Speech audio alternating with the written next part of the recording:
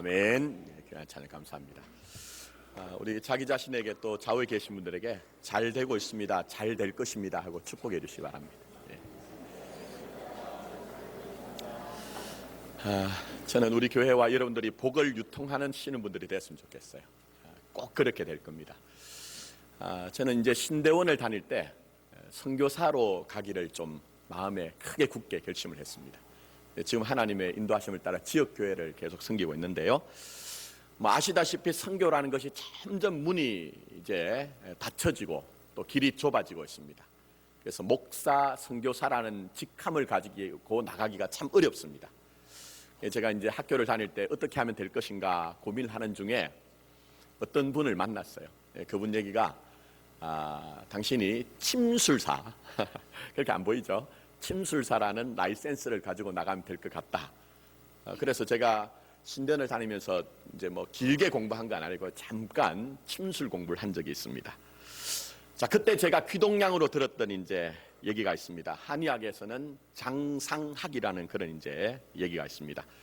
다 구구절절 설명드리지 않고 간단하게 말씀드리면 우리 몸 안에 있는 장기는 보이지 않잖아요. 그러나 그 안에 있는 것들의 어떤 현상들이 이제 상으로 바깥으로 드러난다는 거예요. 쉽게 볼 수 없지만 그래서 우리가 한의원에 가면 그걸 이제 알기 위해서 한의사 선생님들이 뭘 하시죠? 맥도 짚어보시고 또 문진도 하시고 또 그 다음에 얼굴빛도 보시고 이렇게 하세요. 그래서 우리 안에 있는 어떤 장부의 흐실을 본다, 그렇게 이제 얘기를 합니다. 자, 그러나 저는 이것을 그냥 얘기를 말씀을 드린 것이 아니고 사실 이게 인생의 삶의 전체적인 어떤 현상을 설명하고 있습니다. 그러니까 실존하는 실제는 반드시 현상을 나타내게 돼 있다는 겁니다. 제가 이렇게 강대상에서 오니까 얼굴에 미소를 짓는 분들이 계세요. 그분들은 마음속에 뭐가 있기 때문이죠? 제가 잘 알진 못하지만 기쁨, 또 행복한 마음이 있기 때문에 얼굴에 미소가 지어지는 것 같아요. 다 지금 이제 미소를 짓는데, 그러니까 지금 이제 웃는 분도 계십니다. 근데 어쨌든 우리가 그런데 또 보니까 때로는 우리가 얼굴이 굳어질 때가 있어요. 내가 하고자 해서 한 것이 아니고 가만히 보니까 얼굴이 굳어질 때가 있습니다. 왜 그렇습니까? 마음이 어렵기 때문이죠. 그 안에 있는 마음이 어렵기 때문에 얼굴이 굳어지는 것입니다. 자, 신앙의 세계도 마찬가지입니다. 열길 물속은 알아도 사람의 마음은 알 수 있을까요? 없을까요? 알 수 없다, 그렇게 얘기합니다. 맞습니다. 정확합니다. 그래서 우리가 함부로 어떤 사람의 믿음을 우리가 판정하거나 또 판단할 수가 없습니다. 정죄할 수가 없습니다. 자, 그러나 분명한 것 중에 하나는 제가 말씀드린 것 중에 그 안에 있는 것들이 바깥으로 상으로 나타나는 것처럼 진짜 믿음을 가지면 우리가 나타난다는 거예요.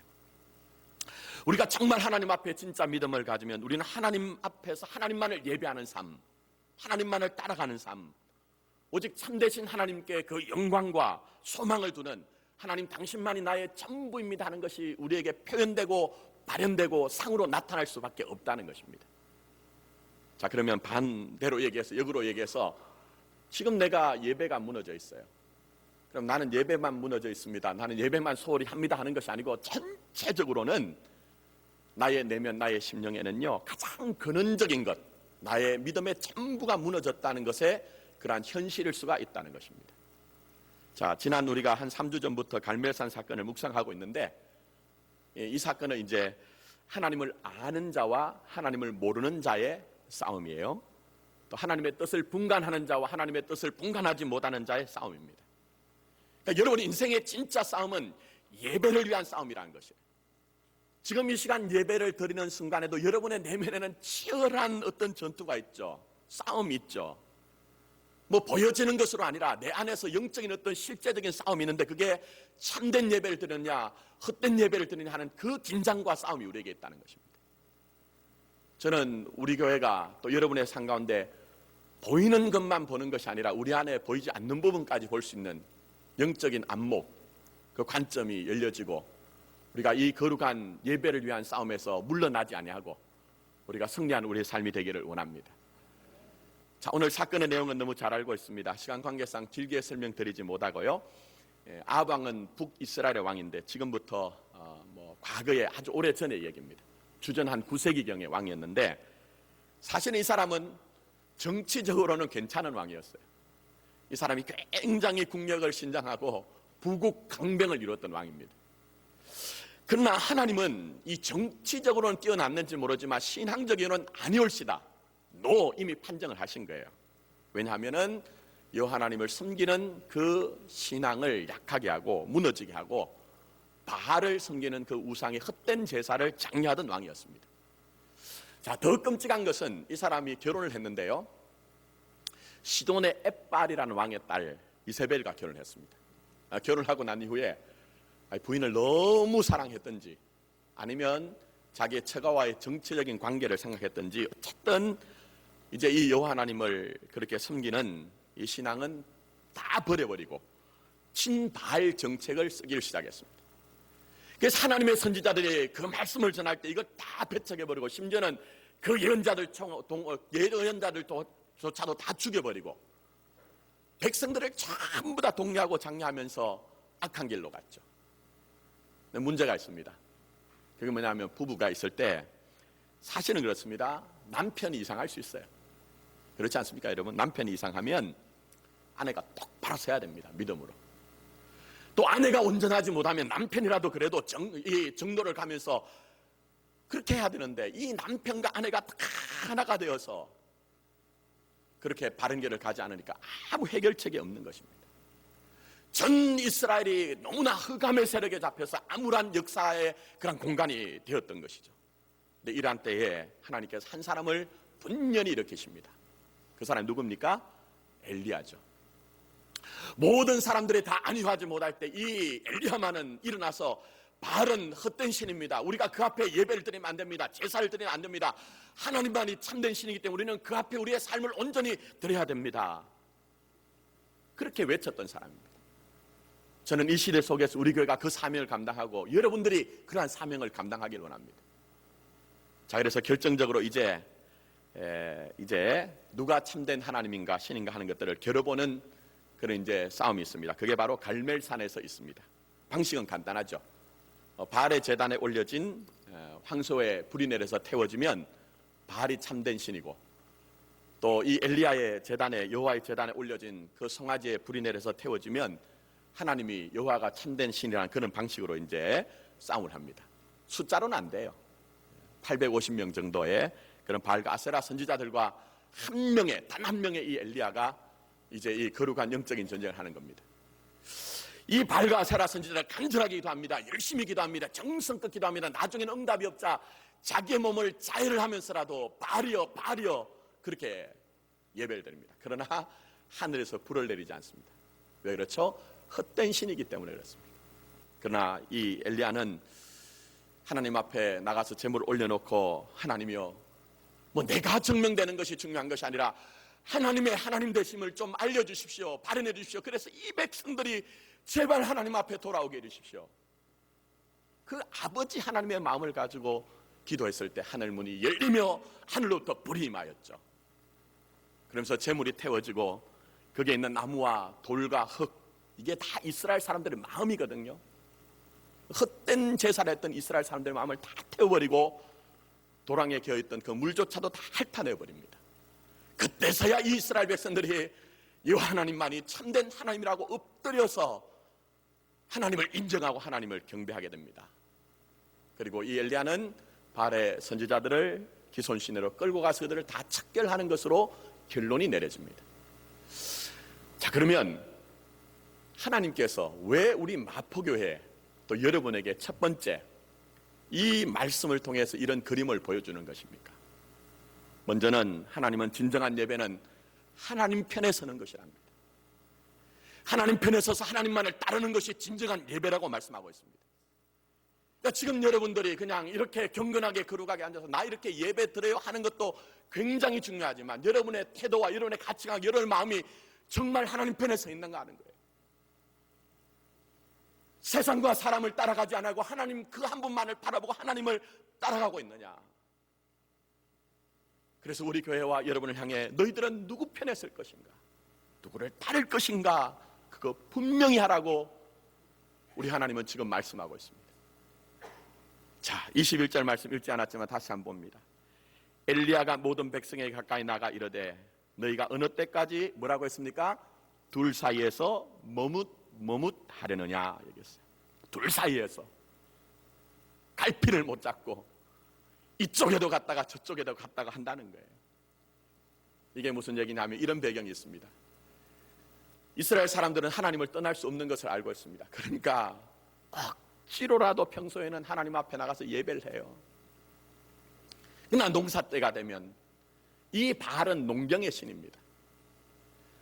그러니까 하나님보다는 어떤 면에서는 이 바알이 우리에게 훨씬 유익할 것이라는 어떤 기대가 있었던 것 같아요. 그래서 농사철이 되면 농번기가 되면 이 사람들은 다 바알의 제단에 나가서 거기에서 신전에서 이 바알을 섬겼던 것이죠.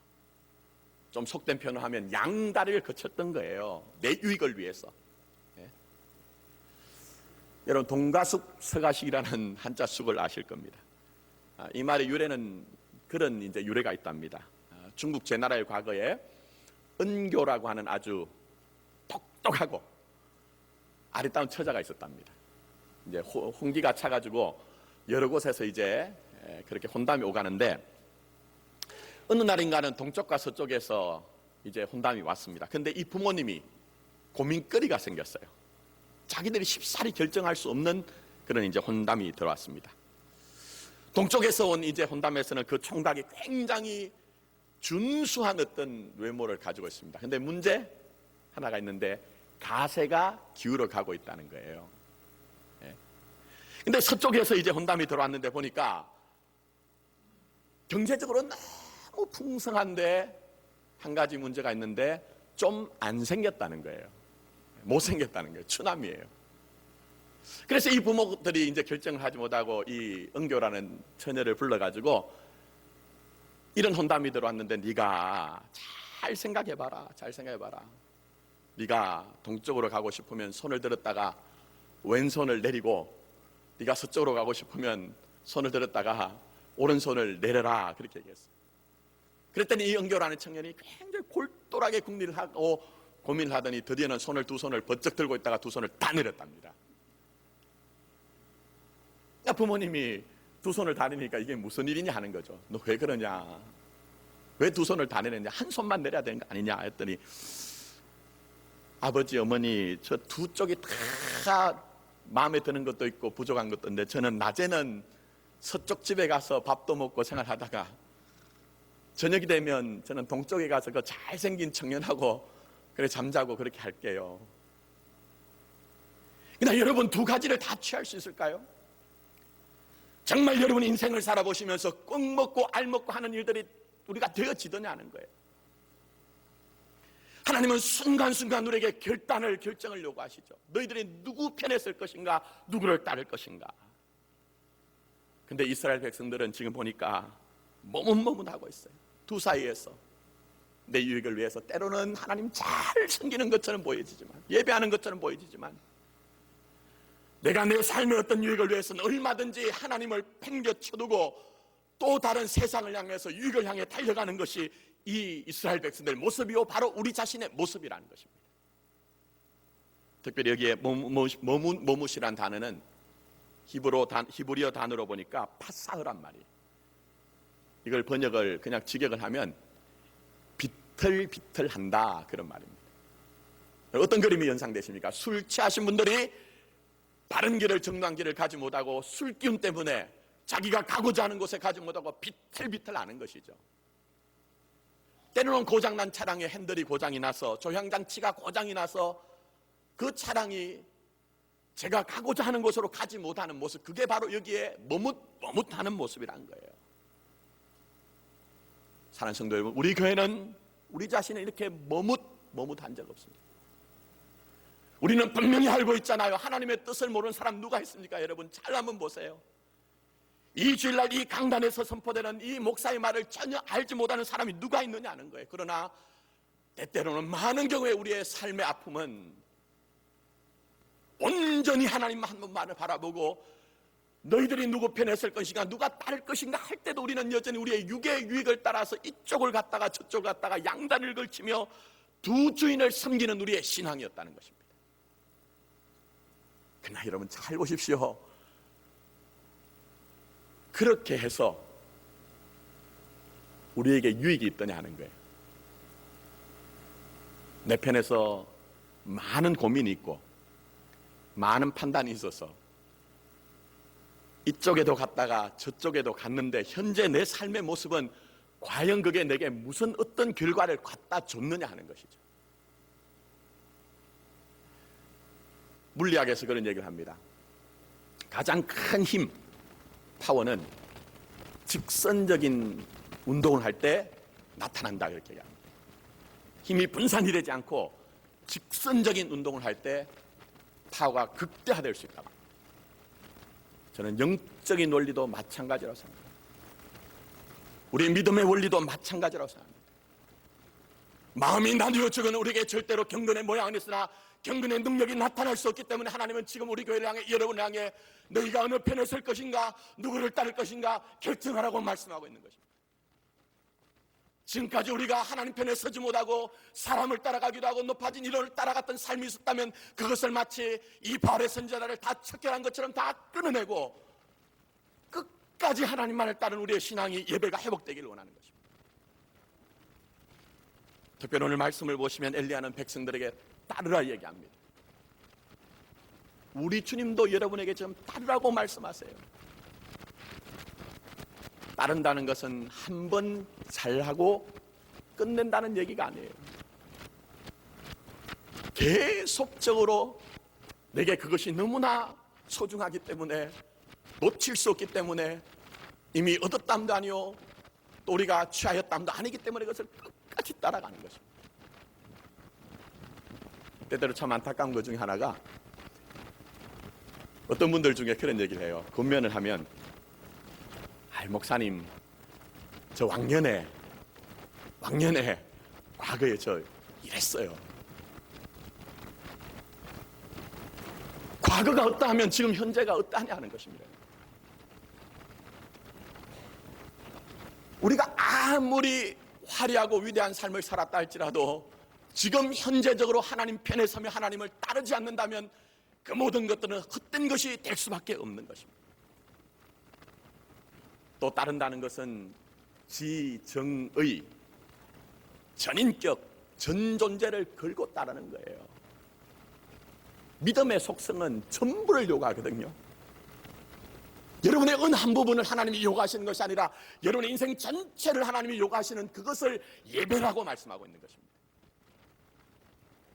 저는 오늘 예배 가운데 있는 여러분들이 하나님 편에 서며 하나님을 따르는 예배자의 삶이 되기를 예수님의 이름으로 축복합니다. 더 나아가서 두 번째로, 진정한 예배는 자기 부인의 길을 가는 것이라고 말씀하고 있습니다. 자기 부인의 길을 가는 것. 그러니까 종교적으로, 외형적으로, 껍데기로 나타나는 게 아니고 여러분이 살아가면서 믿음의 그 삶의 길에서 점점 자기를 부인하는 것을 예배, 이렇게 얘기하는 것입니다. 자, 31절 말씀 보십시오. 야곱의 아들들의 지파의 수요를 따라 엘리야가 돌 몇 개를 취했죠?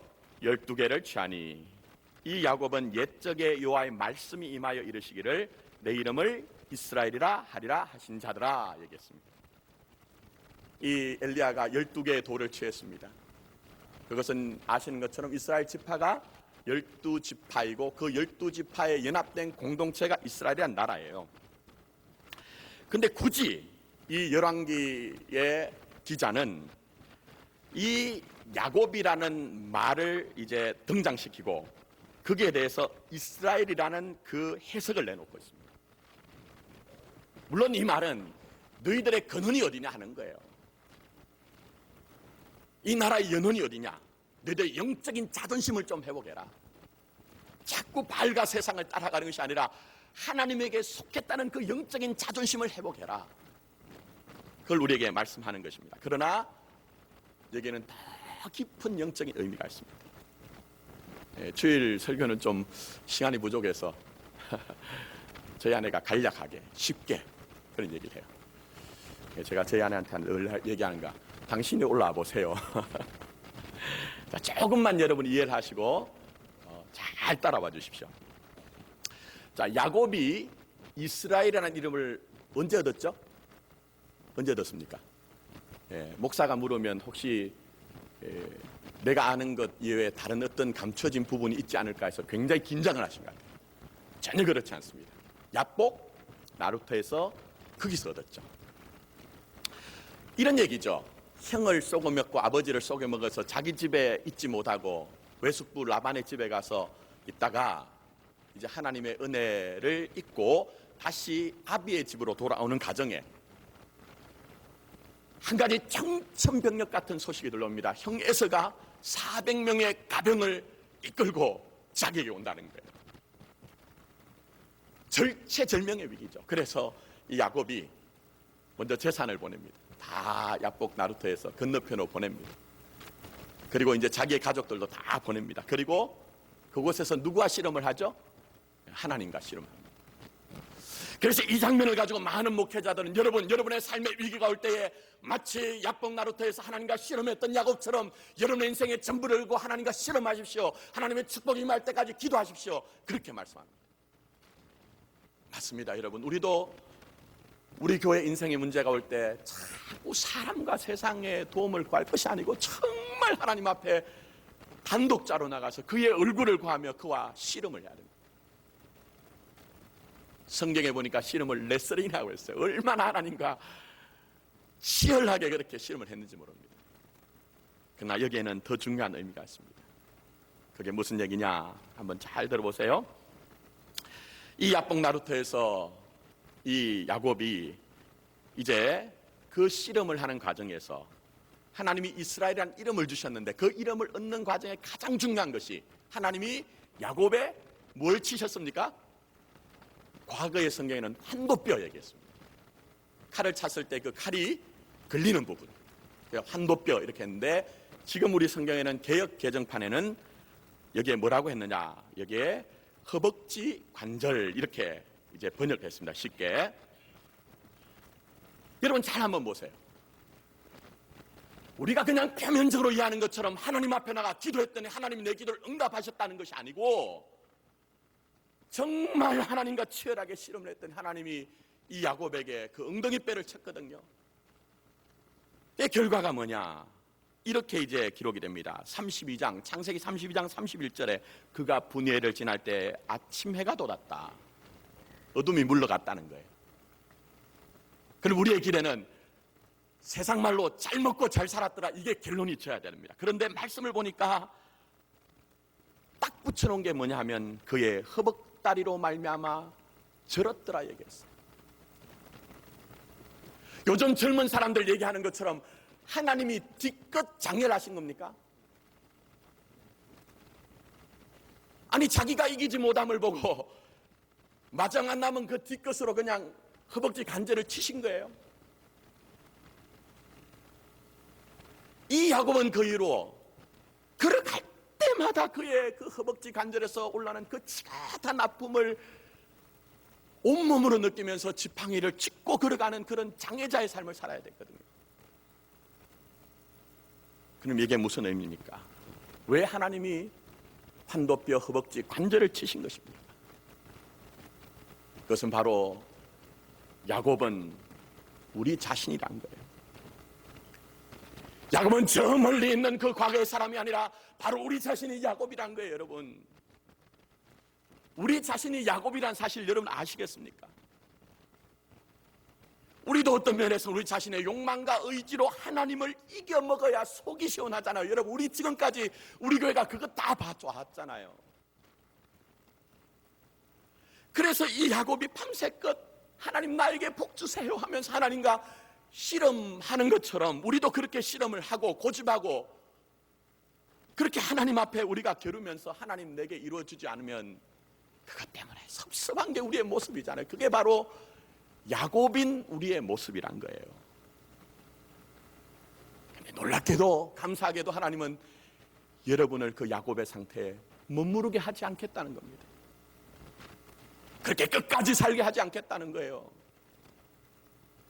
내가 원하는 것이 아니라 하나님이 원하는 것으로 여러분은 택함받은 사람, 구원받은 사람이기 때문에 내가 너희들의 인생을 이끌고 가겠다는 그 집념의 표현이 바로 오늘 여기에 나타나고 있는 것입니다. 그래서 하나님은 이 이스라엘의 이름 속에서 우리 자신을 하나님이 원하시는 그 자기 부인의 길로 끌고 가겠다. 그것이 예배라고 우리에게 말씀하고 있는 것입니다.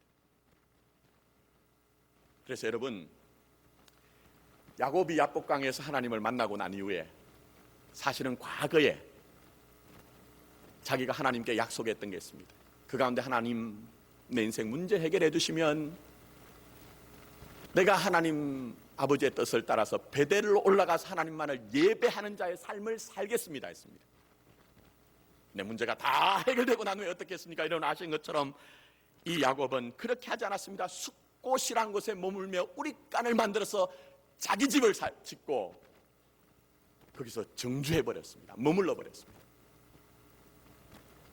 이것은 바로 나그네 된 인생을 알지 못하고 하나님의 말씀을 따르지 못하고 내 인생을 내가 내 인생의 건축자로서 자기 인생의 행복의 집을 짓는 바로 우리 교회의 모습, 우리 자신의 모습인 것입니다. 그리고 더 나가서 야곱 어떻게 합니까? 야곱은 결국 그 이후로도 자기가 자기의 삶에서 자기 인생의 길을 계속 가는 그런 삶을 살았습니다.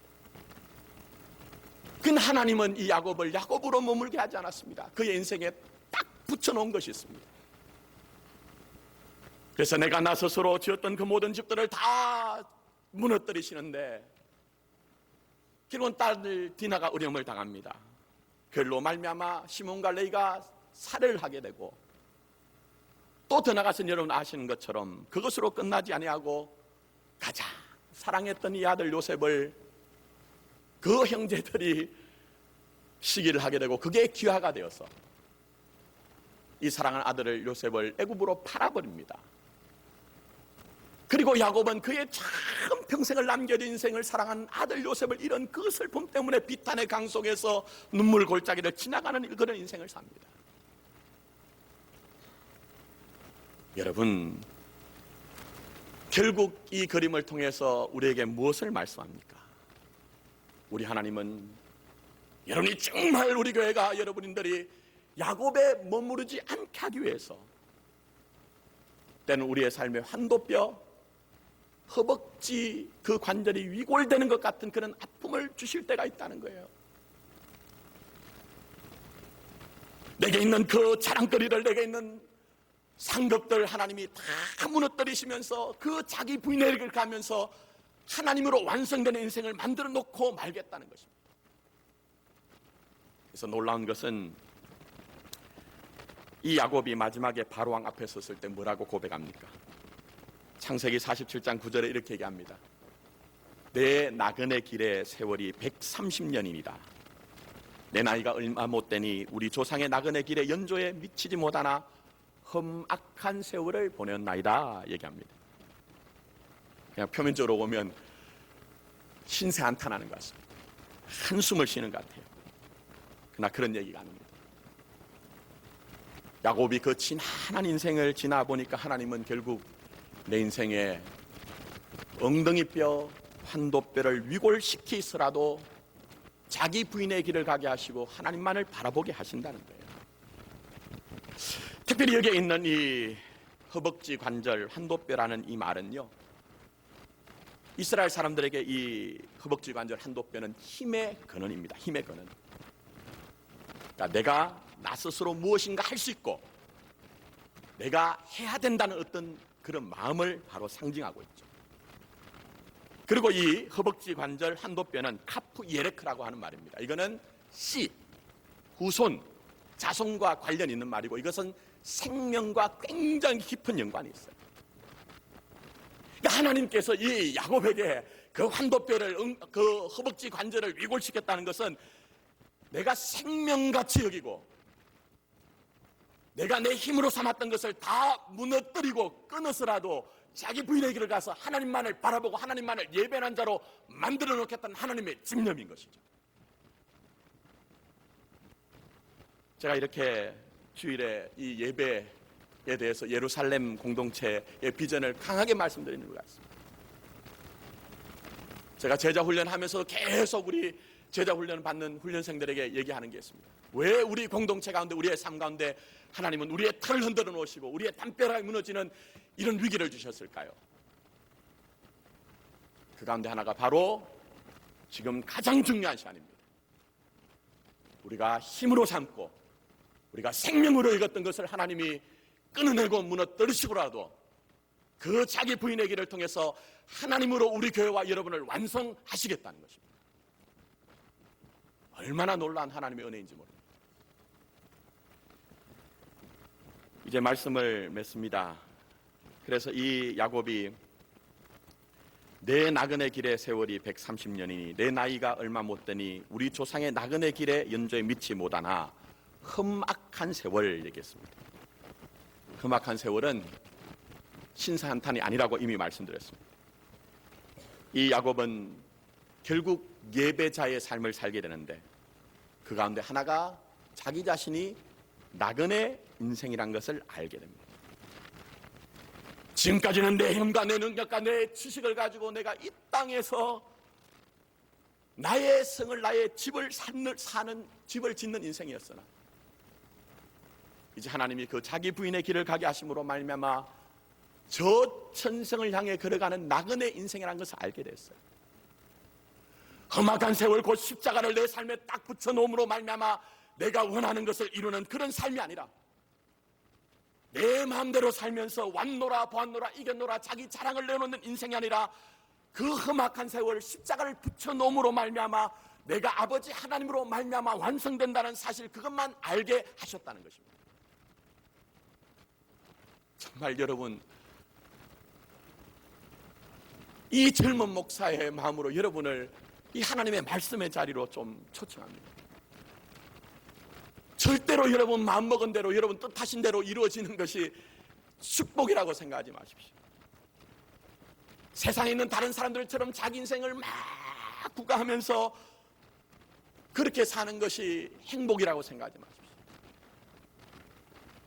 야곱은 자기 힘으로 사는 인생이었습니다. 그러나 이스라엘이 되고 난 이후는 자기 마음대로 살지 못하는 불편한 인생을 살았습니다. 여러분 믿음 때문에 불편하세요? 믿음 때문에 내게 때로는 그리끼는 것이 있습니다. 그때 감사하십시오. 왜냐하면 여전히 하나님은 여러분을 구원받은 자로 택함 받는 자로 여러분의 인생을 당신 안에 포함하여서 자기 부인의 길을 가게 하시고 예수로 완성되어진 삶을 포기하지 않겠다고 말씀하고 있기 때문입니다. 부활하신 주님이 베드로에게 말씀합니다. 내가 젊어서는 스스로 띠띠고 원하는 곳으로 다녔거니와 이 남은 예수 그리스도이십니다.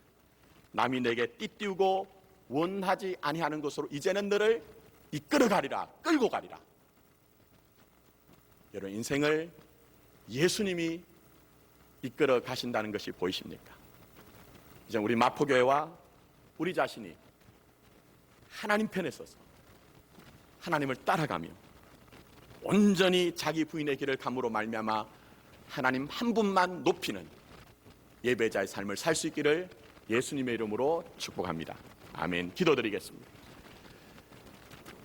가슴에 터져나오는 하나님의 말씀을 전하고 싶지만 입술이 부족하고 은설이 부족하여 당신의 그 마음을 전하지 못하는 부족한 종을 용서하여 주십시오.